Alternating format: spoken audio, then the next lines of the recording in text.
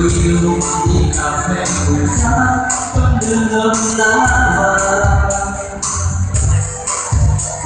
Tôi yêu đường đi đến ngày xưa với thêm suối hàn và yêu trẻ nhớ tình em nào và yêu thương sẽ đủ không mong nghĩ và tôi cũng yêu em và tôi cũng yêu em và tôi cũng yêu em sâu xa yêu em sâu xa.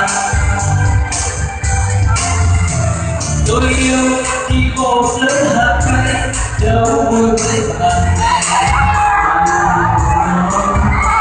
Tôi yêu tâm hồn người ta tôi luôn người ta.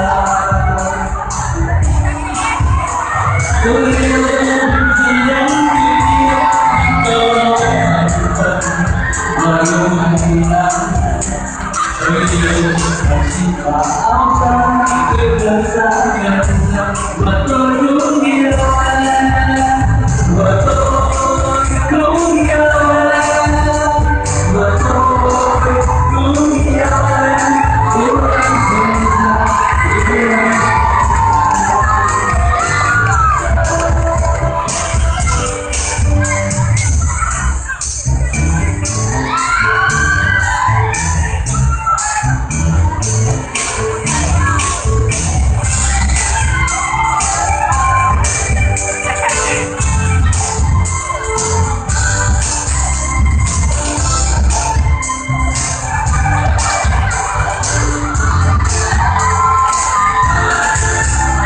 Tôi yêu phố lớn hạt đông vui với bạn bè và đi chiều ngõ. Tôi yêu chung nhà một cây đá.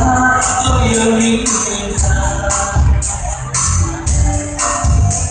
Tôi yêu những gì đến từ những câu nói thành thật và yêu ngày nắng.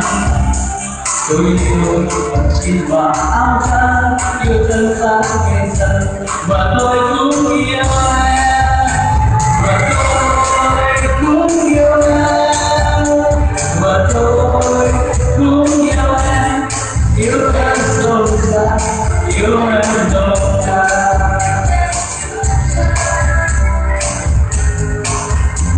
Và tôi cũng yêu em và tôi cũng yêu em sâu xa